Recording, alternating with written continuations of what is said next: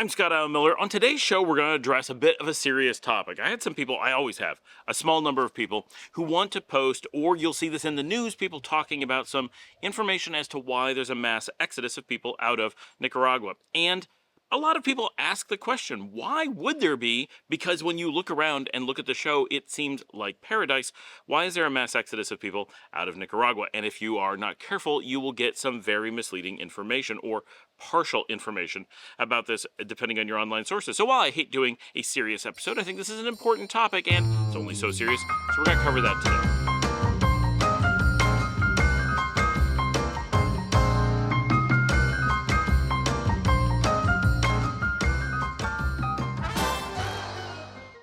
In a lot of our episodes, we talk about why the real estate market here in Nicaragua is not doing the best. I mean, that depends on your perspective.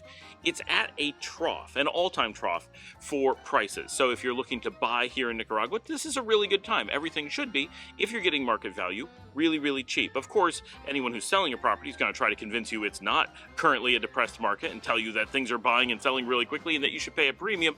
But the reality is that the prices, when market value, are extremely low compared to normal, compared to ever, really. But why is this? Well, really easily, two things. One is that tourism is way down post-COVID. That has been true in a lot of countries. It's very true here as well. We didn't just lose a bit of our infrastructure. We lost a lot of momentum, as Nicaragua was just an up-and-coming tourist scene before that time.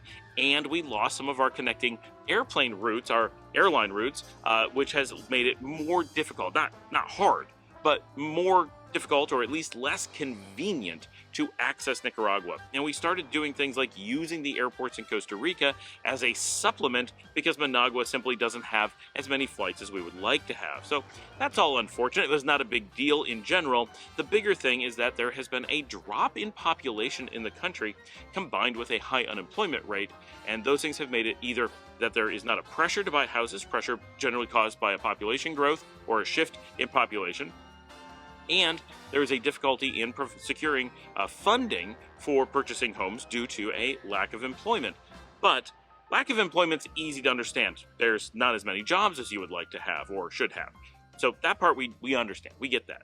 But why is there a massive outflow of people from Nicaragua?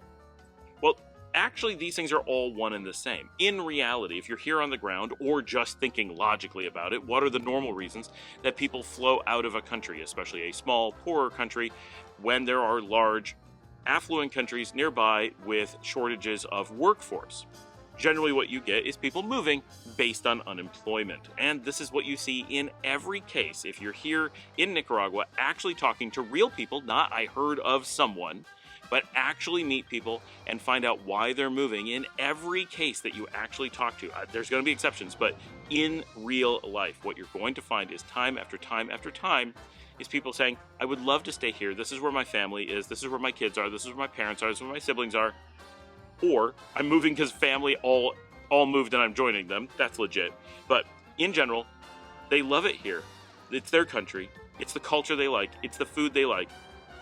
But there aren't jobs, or they have a really poor job, perhaps, and there's a lot of pressure from family or whatever that even if you have a poor job, that, well, if you move to another country, that poor job would be freed up for someone else here who needs it, right? Because currently you need it, but someone else can need it. And if you go abroad and take a job elsewhere, then you can, in theory, send money back to the family. You can go work somewhere else and fund the family or friends or whatever from remote, and you free up a job, if you were working one here, for someone who needs it. And if you were out of work here, then you become a contributor rather than a draw on limited financial resources. So whether you're someone who is either out of work or barely working or working a job that does not pay very well, or you have familial pressures who are hoping you'd be able to go and provide what's called remittance, that is sending money from abroad to help the family here. There's a lot of pressure and a lot of opportunity for you to see moving abroad as a desirable outcome. And of course, if you have no job here, or you have a really poor one, and you want to work somewhere, right? You want to work, and then there's potentially jobs somewhere else, then you're going to be very encouraged to look for ways to move there. It's what do you do when looking for work? If you live in America and you find out you live in the middle of Nebraska, like, I don't mean like Omaha, I mean out there, right? You're on a farm and you're like, I would need to drive 10 miles to get to the nearest store. I mean, growing up, I had to drive 20 minutes to get to the nearest restaurant where I could wash dishes when I was 16, right? It was a major undertaking just to take a minimum wage awful job. But what else could I do? There were no jobs anywhere. There were no businesses. There was nothing. So when you live in the middle of nowhere, then suddenly you go, well, I could move to a city and there's jobs. Well, you move because, you want to eat and stuff. So the same thing happens here. You have all these people who are like, well, I might get lucky and get a job here, but if I do, I'm just taking it from someone else. It's not like I win, haha, I got a better life than you. No, it's, oh, they're starving instead of me, which is better than me starving instead of them, but it's still not a great outcome, right? So, well, what do I do? Okay, I have an opportunity to go to, you name it, US, Canada, even Mexico, Spain, definitely. It's very easy to go work in Spain as a Nicaraguan. Then, those are important opportunities. So it doesn't take very much analysis, and it doesn't take any effort to go talk to people who are actually either actively moving, have moved, or are about to move. Be like, what is driving you, or what makes you even look at these other places? And universally, it's like, I want, they'll say things, a better life, I want this, I want that, but at the end of the day, it's I want employment, and I want it to pay better than what I'm getting or potentially could get here. And that's a sad state of affairs, that the economy is struggling and has a large lack of employment opportunities here in Nicaragua, and that is far and away, by just no close degree whatsoever, the biggest challenge going on in the country. That is the biggest caveat for Nicaraguans. Now, of course, if you're an expat, if you're a foreigner and you're looking at moving here, these are not things you're going to be happy about, right? You are sad for the people of Nicaragua. It is upsetting that they are economically challenged, but they are reasons why you moving here, one, is easier for you. That is the fundamental underpinning of why the Nicaraguan government and people put so much effort into encouraging you to move here, making it very, very transparent and fluid and simple. Frictionless, I guess, is the best word for you to move to Nicaragua. They need you to come in because you can't take a job here, and that's also why you're not allowed to take a job here. Off the table, not a question. There's not enough jobs to go around. As a foreigner, you're not getting one of the few that are here. You shouldn't want one. But for the people who think they do, that's why they're not going to let you, right? Because that's what they need. But their hope is that you are either going to come down and simply spend money, and by spending money here, even if it's simple money, right? You're going to pay a tiny bit of rent. You're going to get the cheapest house you can find, $100 a month. Okay, that's someone is renting you that house who had an empty house and needed that $100 a month. That's going to help put food on someone's table. You're going to go to a restaurant, presumably, maybe only once in a great while, but you're going to do it, right? And that's going to help pay for that waiter. It's going to help pay for that chef. It's going to help pay for the restaurateur, right? Little tiny pieces, but it adds up. You're going to go grocery shopping. You're going to help pay for the farmer. You're going to help pay for the grocer. You're going to help pay for the taxi driver who took you there, or whatever. But you understand, even if you're on the tightest budget imaginable, your income is coming from the outside, and you either directly create jobs, right? You have a big enough income, you're spending enough money that maybe you don't create a specific job. This is something people don't really think about too much. But if you may not create the job for the chef at the restaurant you like, but maybe you eat at a lot of restaurants, and cumulative, you create a job in the economy as a cumulative outcome. That may be true. It's actually pretty likely true. I would say the average foreigner who moves here and lives here full time probably creates one or more local jobs just because they are here, right? So that's how beneficial you typically are. If you're on the tightest possible budget, yeah, you may not create an entire job, but you're going to be at least contributing a tiny bit to the system and at least pushing in the right direction. But the number of people who are on that tight of a budget and spending that little are extremely few and far between. They're not really a loss. The important thing is protecting against a loss, like taking a local job.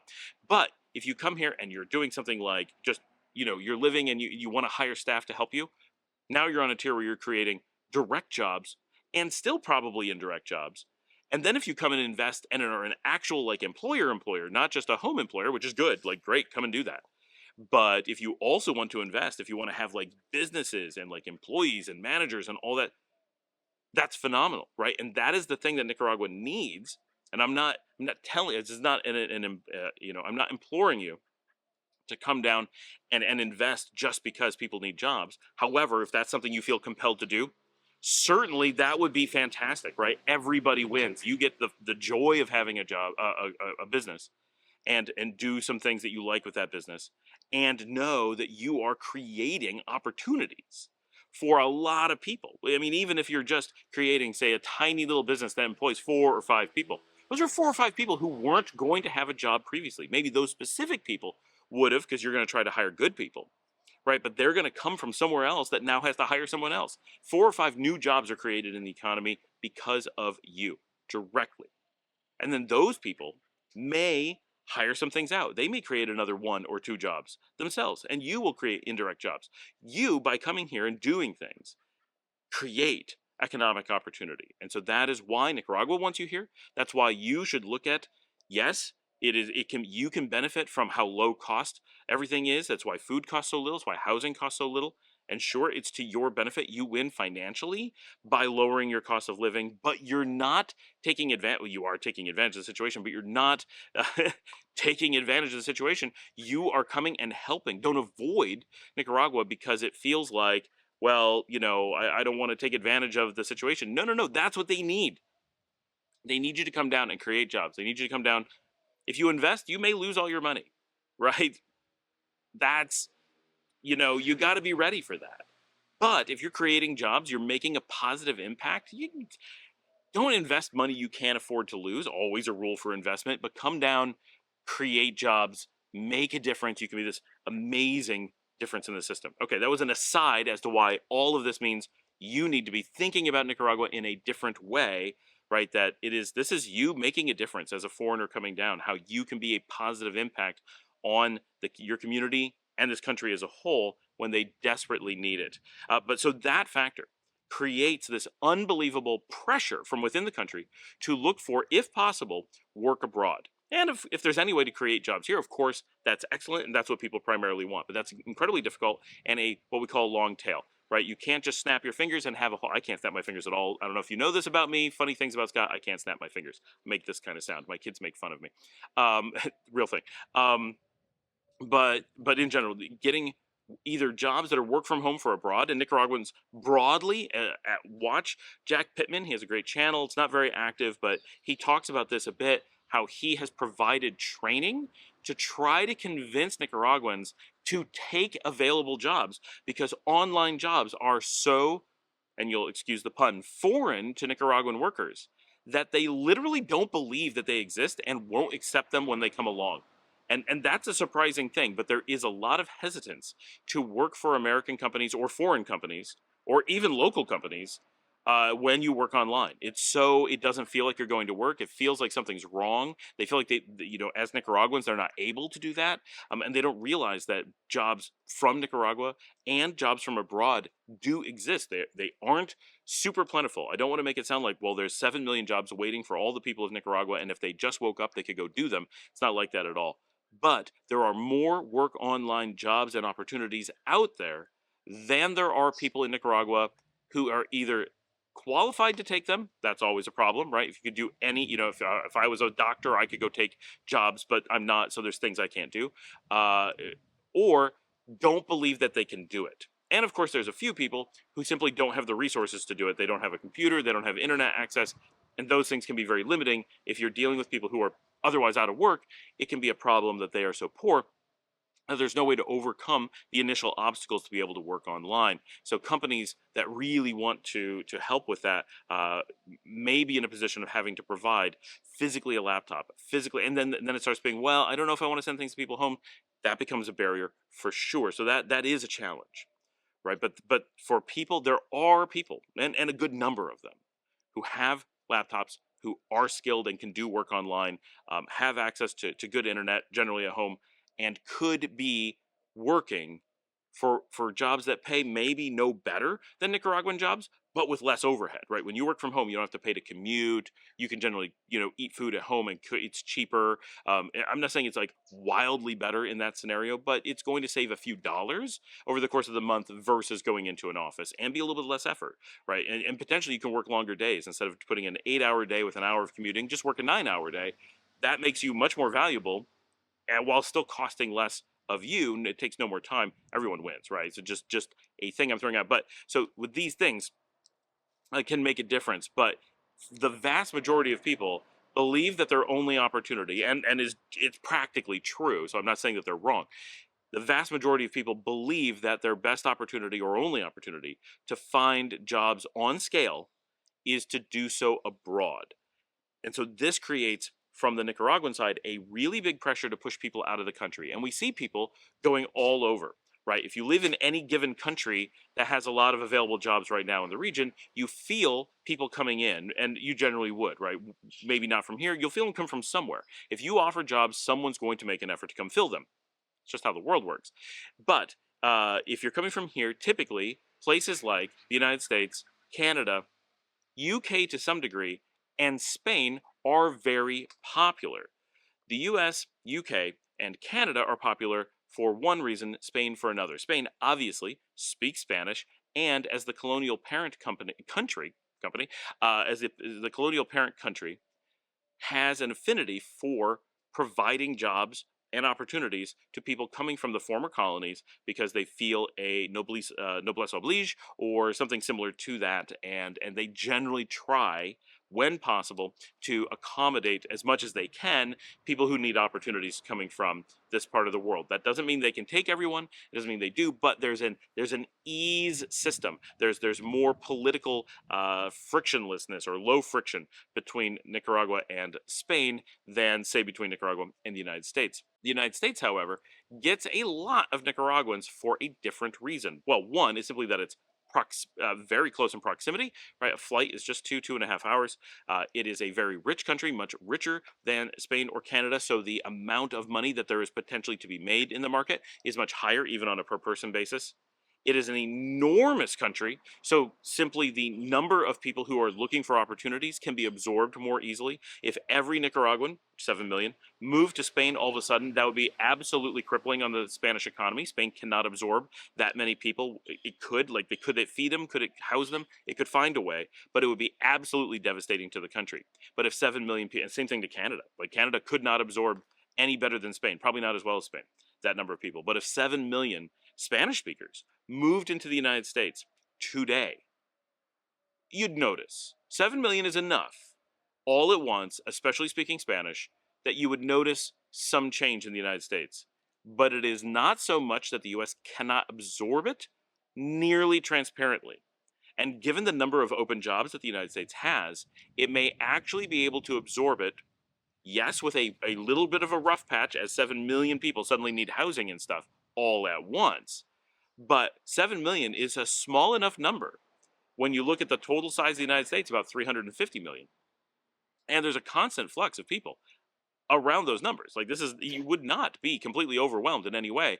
There are so many open jobs in the United States that, and not all 7 million, of course, need jobs, right? Little children, retirees, spouses. You can get by with more like 1 to 2 million jobs, and that is enough to cover in a market that size, right?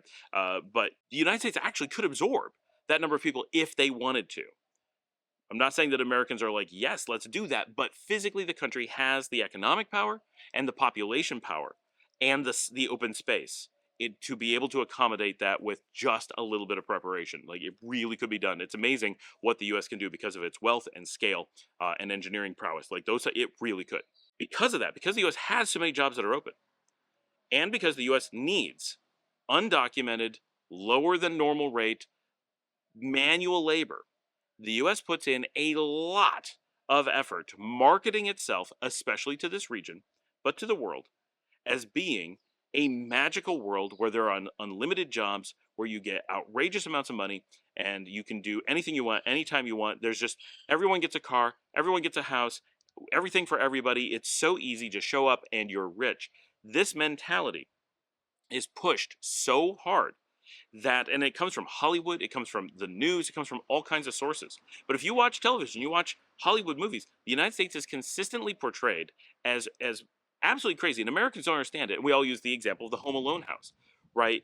Even in the 1980s, when they did Home Alone, I think that's when they did it, the house that Macaulay Culkin was in, right? They showed, and it's supposed to be like this working class American family. It was worth millions of dollars at the time. No normal family could have afforded that. Absolutely crazy. Right? But they show it as this is what normal is. And you do that so much in every movie, every Netflix show, everything. And then when you tell Nicaraguans who often don't have the ability to travel, so they can't visit the U.S. very often, and they can't come back and say, "Oh no, it's nothing like that," right? They have this vision that's so strong. How can it not be like that? It's a consistent story that everybody has nice cars, everybody has enormous houses, everything. Even when they're showing poor people on sitcoms or on movies, the houses they have are just huge, and they have great jobs, and they have nice cars. Like it's crazy, and they don't realize that that's not what it's really like. It's not what housing is like. Most people are living in apartments.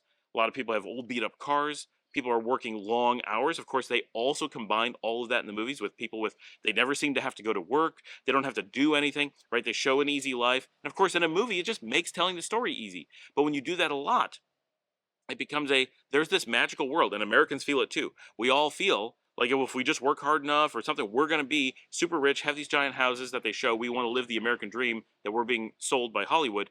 Everyone else does too. The difference is Americans can walk out and go, I know that there's some barrier. Something's wrong. I can't go get a house like that. I can't have all these cars. My job makes me work 50 hours a week, not 20, right? I can't just go to the beach every weekend like they're showing on these movies. Something's different. It's fundamentally not what I'm seeing. So Americans get taught really quickly firsthand that at least something's wrong. We still have some really crazy visions created by this world, but we know how to course correct to some degree.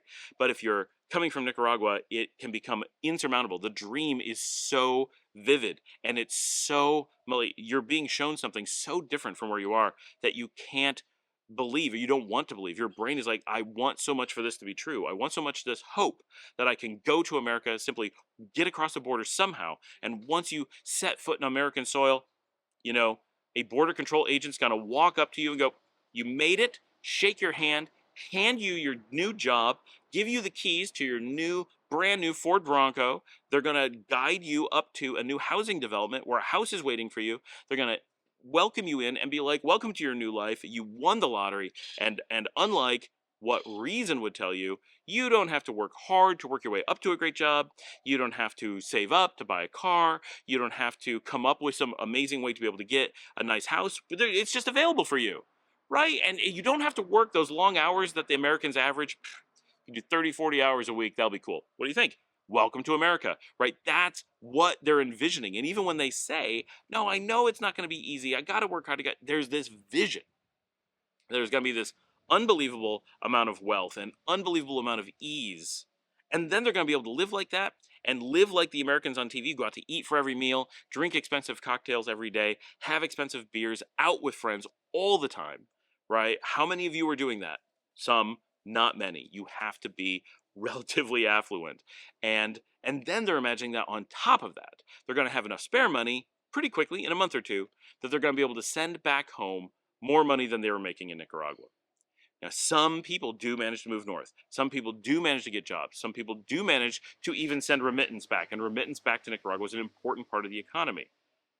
But the dream that you're going to show up and it's going to be this easy is so strong that people are not evaluating the reality that it's going to be really hard to get there.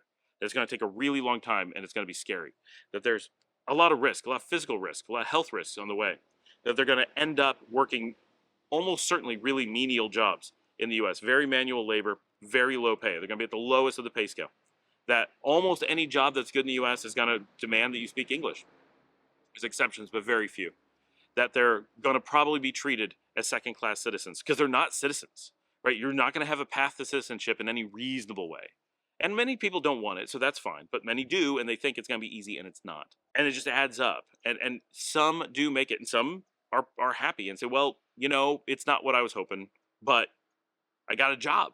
And I'm able to, you know, I didn't in Nicaragua, or I imagine I wouldn't. And some of them are sending money back and making a difference. And so, yeah, for some people it works out. And for almost everyone we know personally, they've gone up, survived, and are trying to find ways back because the jobs that they found didn't pay enough for them to send enough back to make it worth it. And they're away from their families. They were able to go up, but they weren't able to bring their families with them. And so, you know, if you go up when you're 20 and you're just working and sending money home, it's not so bad. And some of those, you know, you go up single, maybe you find someone, maybe you find a path to being able to stay in the United States. Maybe you find someone to bring them back with you. But for people who are older in the middle of their working years, people who have kids, which a lot of Nicaraguans do, it can be very difficult. You probably can't take your kids with you. You're stuck working, and a lot of people do it because they're working to give their kids a better life, and that's great, right? That's a very honorable reason to do it. It's the best reason to be doing it, but you may be trapped away from your children for decades at a time. You may have very little chance to see your family. You may give up a lot of things. And so, for those who are being successful, success can be a difficult thing to define in many cases. Some people get really lucky. Some people get to bring their families up. That is not the norm, right? So we see tons of people going up, and then if they do well enough, able to come back. But many people go up and they become trapped because once they're there, they have debt from one thing or another, or they're part of the parole system, which makes it difficult to return, or they're told, yeah, they can return, but they can't come back again if they do. There's a lot of limitations, a lot of things that people aren't necessarily looking at exactly what it means when they say they want to go north, or they give it a try. And it's only once they're into the United States that they find out, and this is almost universally the case. They don't know what it's going to be like until they're there, and the choice to move and the lock-in of getting there and having no way back has been made. That's the most, I think, critical thing, that it's almost universal that everyone makes the decision and then they find out how it is. And so the feedback you get isn't very good, right? Because you have people who've made a decision and they have to make the best of it, so they're trying to be cheerful. Or you have people who didn't make it and they imagine it was going to be great. Or you have the people who are here and they're getting some amount of remittance, and they want to encourage people to go. So it's very difficult to get an honest assessment other than seeing how many people try to come back, how many people say they're struggling and don't know how to get back, right? That they're actually trapped by debt or whatever, and they can't afford a flight because you have to fly back. So because of these things, because the U.S. pushes so hard and has a desire for a huge number. I know that in the U.S. it's in big news, right? Oh, the border and all these things are stopping people. That's what they tell the American public. And they don't want, generally, a bunch of people scaling the walls at the Rio Grande or whatever. That is not how they want. But they do want massive numbers of Central Americans flooding into the U.S. market, because it helps keep down manual labor costs, because many of them are going to be undocumented, many of them are going to be illegal. Some are just going to be legal but only able to speak Spanish. Those who are well educated may have certifications like doctors and lawyers, but those things do not translate into the U.S., so they're forced to do manual labor. It is a means for the U.S., and it has always been the case. The U.S. has always used immigration to create the bottom of the economic ladder, and that's what lifts up the rest of the economy. And currently, the U.S. is short on that manual labor. There aren't enough people who want to do that work, so they have to find them somewhere. So all this propaganda, all this pressure, all this talk, all this news is to get the message to Nicaraguans: hey, you could get up here. There could be jobs. And whether it's true or not, or whether it's as good as it sounds or not, doesn't matter. It is if they believe it to be true, and the reality of there are very few jobs here, and those that are here don't pay great, because when you don't have a lot of jobs, you don't have to pay great. People will fight for the jobs that are there. Then the reality that they see and the dream that they are presented is enough that they have to make the one-way choice in many cases to go and take their chances and find out. And so that is why, one, so many Nicaraguans are flooding out of Nicaragua in first place, just because there's a pressure to go find jobs whenever possible.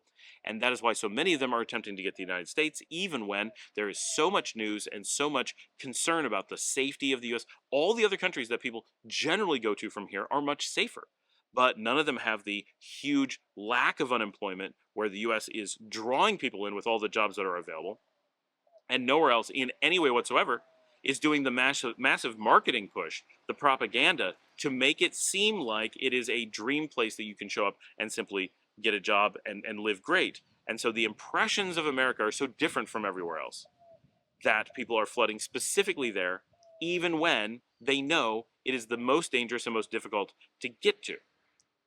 That is the explanation as to why it's like this. Now, people who also want to make the U.S. sound better, people who are trying to sneak in information, they're going to tell you very often that, oh, people are flooding out of the country because of the political situation. People are afraid for their lives. Really, that's funny, because even the U.S. doesn't report any deaths going on. No one's lives are being threatened. Once in a while, someone is arrested. But if you look at the U.S. news, I believe you've been hearing some things going on up there, some of this insurrection stuff, January 6th. Some of those people are going to jail. So it's funny because the exact same thing is going on in the U.S. In fact, it's going on in the U.S. and not going on here. So that's extra weird. The U.S. is literally accusing Nicaragua of acting like the U.S.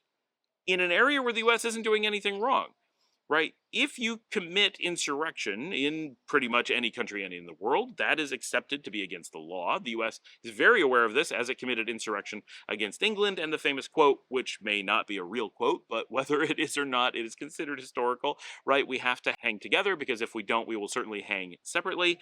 The U.S. was built on insurrection, as many new countries are. But the attempt for modern insurrection to overthrow democracies is something that happens from time to time. And both Nicaragua and the United States have had this in the last several years, almost at the same time. It's much closer in time than we realize. The difference is Nicaragua was ended and it's all been over and no one talks about it. And in the United States, it is still going on, the ability to prosecute or do anything about people who committed insurrection. And even if they want to make insurrection illegal, is still up for debate in the US. That's actually the crazy part, that it may be that overthrowing the will of the people and taking democracy off the table by force may not actually be illegal. It may just be that democracy is not something you have a right to in the United States. That's literally what's being debated. Every time someone says, maybe armed takeover of the government might not be wrong, or there may be some excuse for it, or there may be a time where, there's someone who isn't held accountable to that under the law, they're literally saying, you as an American have no right to a vote. Your vote isn't yours. And the vote that you use to tell other voters what to do, as in the Electoral College, that also isn't yours or theirs. That the entire system, whether it's the Republican system, the system of democracy, or the system of voting in general, all of it is being argued in the United States right now as to whether you, as a citizen of the United States, for those of you who are American, actually have any right to the government you chose to elect or attempted to elect. Before we argue about whether the system is good, how it works, if the mechanism of the Electoral College is still useful, we're currently arguing, because of the January 6th trials, literally the argument has come down to, should there actually be any democracy at all as a concept? So that is where the United States is. And the United States is currently putting people in jail for committing insurrection. All of the fear in Nicaragua claims from the United States are literally the same thing. People who supposedly may have committed insurrection are sometimes wanting to leave the country rather than get caught. So imagine if you had been involved in insurrection in the United States and the United States didn't prosecute you and didn't catch you, probably knew about you, but didn't bother rounding you up yet, perhaps.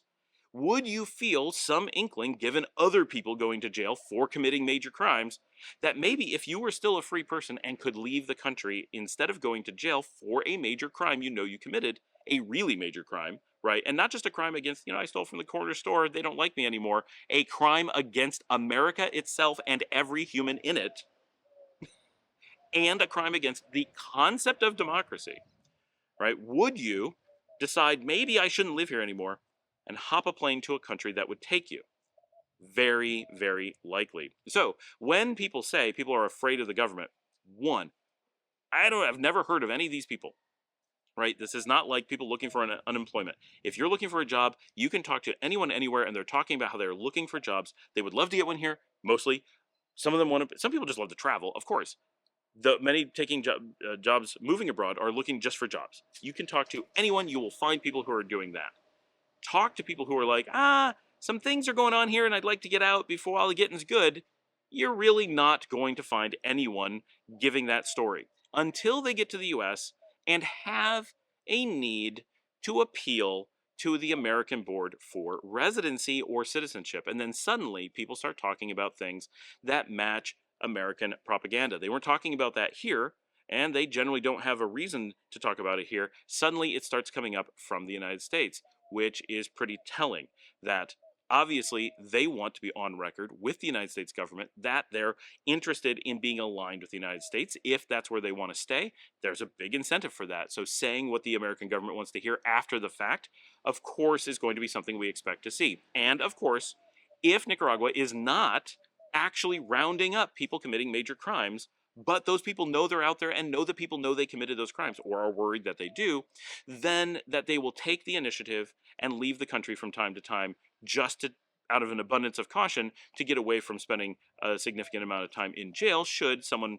decide to go after them, is a logical thing. That does not mean that they are afraid of the government. Is there someone who's afraid of the government? Of course there is. A lot of people leave the United States because they're afraid of the government. Is the government actually tracking people down? No, it's not a really well-founded fear. Some people leave the United States because they are unhappy with the government, and that's legit, right? And a lot of people have left the United States because they're unhappy with the government, and a few leave because of jobs, but that's really rare, right? The U.S. really does have great jobs, but people are not actually leaving the United States out of an actual fear of the government. Some people have irrational fears that are not founded on anything. That's real. But it is not an actual problem that people need to leave the United States because the government is doing something that would put them personally at risk. Now, if you're leaving the United States because you're worried about a large-scale war breaking out, well, that could happen, and the United States is definitely a powder keg. So leaving because you think that the culture in general is a little bit dangerous, sure, that's legit. You're afraid because the areas of the United States where you tended to live often have a lot of violence or whatever. You've had a lot of, shootings. That could be a reason that you're leaving. But you're not leaving because you're afraid, in general, very rare circumstance, that you would be afraid that the American government is going around just rounding you up because, I don't know, you said something, and so they're going to make you disappear. That's not a real fear much of anywhere, but everyone wants to kind of imply it is somewhere else because it's impossible to disprove that you had a fear of that. So it's an easy thing to say. No one can realistically make a claim that you're not telling the truth because they can't prove it otherwise. And if you really do have that fear, well, then you're within these grounds for asylum. And so, countries have a right to take you, and it can be a really convenient way to bypass a lot of checks and balances. So it's a mechanism that both governments and individuals will often use. So what you find online is a lot of people, presumably from the United States, and often who've never been to Nicaragua, because there is a very large financing engine to have people go around posting these things where you can't have them verified, but some are verifiable, but very few. Typically, it's new accounts or ones that simply go around on things making posts that don't make sense in context, talking about how there's so many people looking to move out of the country because of a fear of the government. But that just doesn't play out when you're here. And when you do question, when there are many people who've moved out of a country like Nicaragua over the last half century, because of fears of the government, right? There is essentially no government in the world where if you commit outrageous crimes or work with a foreign government to overthrow democracy in their own country, that if democracy then regains control, that you are not at risk of being held accountable. And we're not even saying that people are held accountable. People fled the country because they knew that they could be. And that is not to say that there aren't innocent people who flee because they truly have real fears, or that people flee who have actual fears, right? Not just that they have a fear, but there is something that could happen to them. But the amount of times that people say it, they consistently, because I question this all the time, and there's a lot of these discussions we can't have, right? And anybody who posts, we talk about this. If you post things that I cannot respond to, or you post propaganda, right, we take it down. This is not a place for that stuff. It is not okay putting propaganda on here, and it is not okay baiting anyone on the discussion into illegal conversations, right? For those who are unaware, if you live in Nicaragua and you're not a citizen, citizens in Nicaragua have the freedom and the right to discuss the government. Yes, and they do all the time. It's constant. You see it everywhere. But as a foreigner in Nicaragua, do you have a right to voice an opinion about the government or the democratic choices of the country, or how they're electing people, or who they're electing, or anything like that? No, you absolutely do not. You don't have an ethical right to do that anywhere in the world, but you don't have a legal right to do it here in Nicaragua. And I would agree, as an American, I don't think that anyone should have a right to interfere with our local government. That foreigners aren't allowed to come in and have an opinion on a government that they chose to live under, right, is a good thing. And there's no way to paint that in a negative way. You have to really provide propaganda to try to make that sound like a negative thing. How could it possibly be negative that foreigners are not allowed to try to manipulate the democracy? It's not an okay thing, right? So that it's not allowed, good. has to be good, right? Logic says, democracy says that must be a good thing. So we don't allow on the forum, on the discussion group of the YouTube, anyone who is crime baiting, that is posting things that are false for the intent of trying to get someone who lives in the country to respond to it illegally, right? So that is a rule. It's the law. So we're not going to allow that, because anyone doing that is, we can't point out why they're lying or how they're lying. And in some cases it's true, perhaps, but it's in a situation where it cannot be discussed openly. Anyone with actual true information is unable to post. So anyone who's posting may have had information in the past, may have left, and there's a lot of scenarios. But we have definitely had people who claim to be in the country and then post things that would be illegal, which tells us that either they're willing to be criminals in the country, so that makes us question why we should allow them to post, right? Known criminals. Or they're lying about where they are and the information that they're using. They're trying to build credibility to post false information. So automatic that you're out of here, right? We just have to do that. We have to keep it friendly. We have to keep it in. If you want to have those kinds of discussions, you have to have them theoretically and somewhere else, right? If you want to have real honest, if you want to, I don't know why you care, right? If you're not living in Nicaragua, if you're not part of Nicaragua, why would you care what the government of some other places? I don't care what the election process is in Uganda, right? That's their business. Now, that they get to choose, that other countries aren't influencing them, I care that they're free to do their own thing. But what they choose to do is no business of mine, right?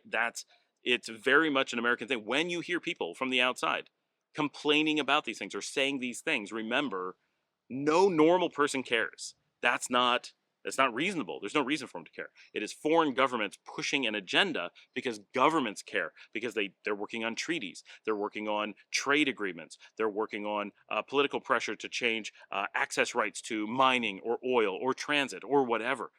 Countries do this to each other all the time. It's important that we not forget when we see that, we're seeing government propaganda from some other country.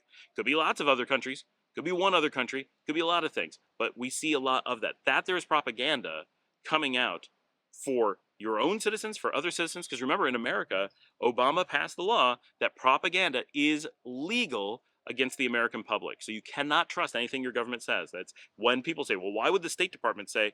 Well, there's a law in the United States that the State Department is under no obligation to give you honest travel warnings. That's not their job. They're allowed to give them honestly if they want to, but they're not obligated to. They have no such requirement. So when you say, why would they? That's a good question. You should ask yourself, why would they make statements that may not be true? Because there's a lot of good reasons why the United States, or any country, wants to manipulate its citizens in one way or another. And it doesn't mean it has to be incredibly nefarious. It can be simply, we would like to make traveling outside the country a little bit less interesting, because if you feel safer inside the country, you'll spend more money at home, and that's good for the economy. Okay, but it's a dishonest way to go about doing it. But that's how countries are going to act, right? They're going to act in their own interest of the people who are making the rules. So we just have to accommodate for that and think about that that's how it works. So when you're asking, why are so many people moving abroad? There's very clear, obvious, simple reasons. And there is a lot of pressure on people in the United States, whether they work for the US or they're trying to curry favor with the US, to go out of their way to post things that are not true, semi-true, misleading, partially true, that end up working to paint a picture that will be not very accurate for those of you who are reading it. In the same post that prompted this, it was also said, if you walk around in Nicaragua, you're not going to see Nicaraguans. It's all foreigners. They said, like me, which is definitely not true. I stand out like a sore thumb. If I travel around Nicaragua, go absolutely anywhere, it is really obvious that I am a foreigner. Now, if I'm in San Juan del Sur, I still don't blend in, but I don't stand out as being a foreigner. I still stand out as being me. But if I go to even Granada, it's quite noticeable that I'm a foreigner. And if I go to any other city other than the two tourist centers, it's really, you feel, hey, there's a gringo. There, not that people are bad to you, not that people mistreat you, just you get noticed. Right now in Managua, you get noticed a little. In Leon, you get noticed very little. But if you're in Matagalpa, you get noticed a little bit more. In Jinotega, you get noticed a lot. You're in Chinandega, you get noticed extremely. If you're in El Viejo, people will stop, set their children down, and turn to look and openly discuss you, right? So it all depends where you are, but certainly even I, who are relatively well known and have been here for a long time, stand out like a sore thumb no matter where I go all the time.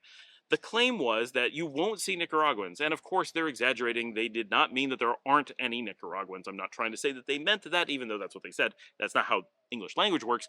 But what they said was that you won't really see very many Nicaraguans. What you see is all Cubans, Venezuelans, and people like me, Americans, Canadians, and such, that are filling the streets, buying all the houses, doing all the things. And that's just simply not true.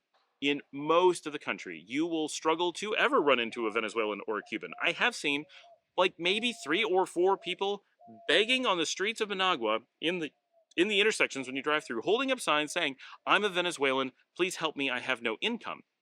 Right? But are they Venezuelan? I have no way to know, but they're certainly claiming to be. If you were to go to Costa Rica, however, you are inundated with the number of people in Venezuelan communities, often living on the street, because there is a huge number of Venezuelan refugees there. And they are struggling and they are very visible. So it's quite noticeable how much more you have of that population in neighboring countries compared to here.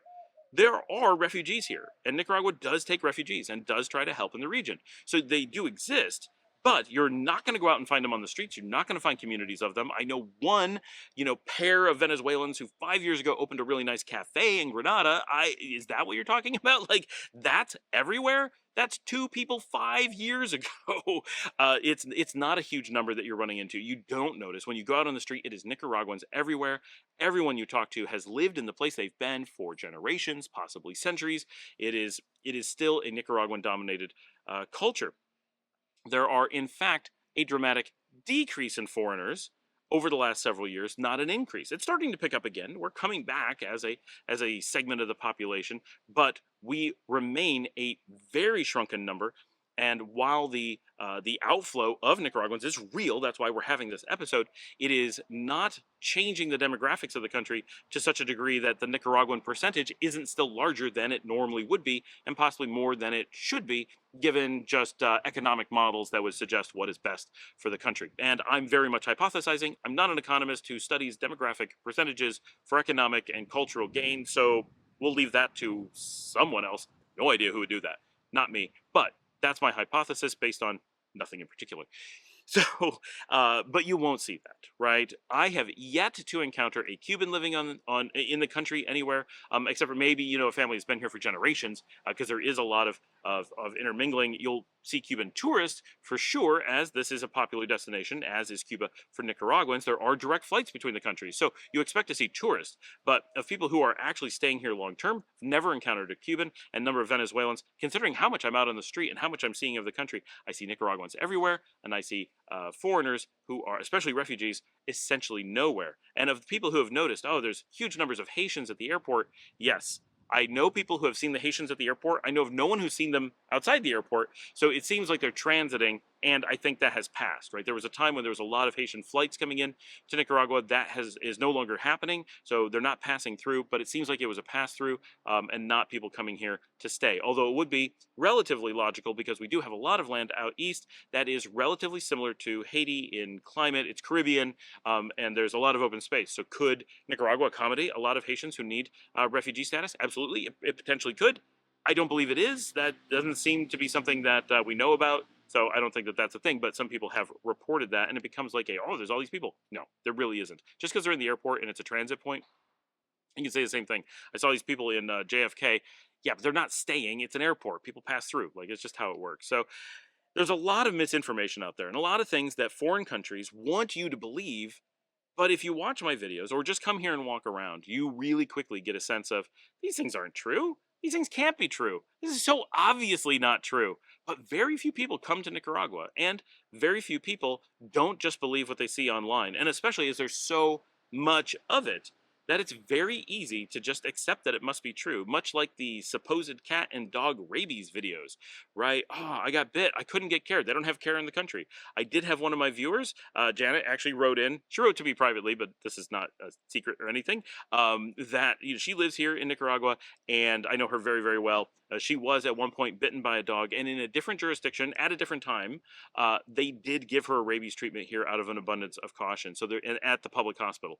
And she'll correct me if that's not true, but I believe it was the public hospital, and she did say it was free. So the rabies treatment in the video where we did, if you haven't seen it, I don't know if you want to, but I rant a bit about fake news about rabies vaccines and stuff in Nicaragua. But the person claimed that he had to pay tens of thousands of dollars for this unnecessary rabies treatment in the United States, and worded it in such a way that as if Nicaragua was not giving him a treatment and that the U.S. was, but it was he wasn't willing to pay for one in Nicaragua, and Nicaragua deemed he didn't need one, and the United States was willing to sell him one without question, and the U.S. charged him tens of thousands of dollars, even if he had health insurance, right? And here in Nicaragua, without health insurance, if you need a rabies shot, it is free. And if it is not given to you for free, you can purchase one at a private facility very cheaply. It's just more. So that was a follow-up, though, that there are cases where they will give you a rabies vaccine. They do have it at the ready, even outside of that. Was not in the capital. Again, she'll correct me, but I'm pretty sure she said not in the capital. And it was completely free, completely available, and they just assess if there's a reason to give it to you. So thank you for joining me. Like and subscribe. As always, if you want to support the channel and the work that we're doing here, you can buy me a coffee at buymeacoffee.com/Scott Allen Miller. I'm sorry today was a little bit of a heavier topic, but it's an important one because this is something that affects you all the time. And if you're living in Nicaragua, you're dealing with Nicaragua, you're talking to people about Nicaragua, you're going to get people who either they themselves have these questions. Well, I keep being told these things about Nicaragua. Why is it like this? You need this information to explain to them why what they're seeing is real, but what they're being told about it is false. Or if you see in the news where there's a lot of propaganda coming out and places that are obviously not here reporting on reality and just putting stories out, which is often the case.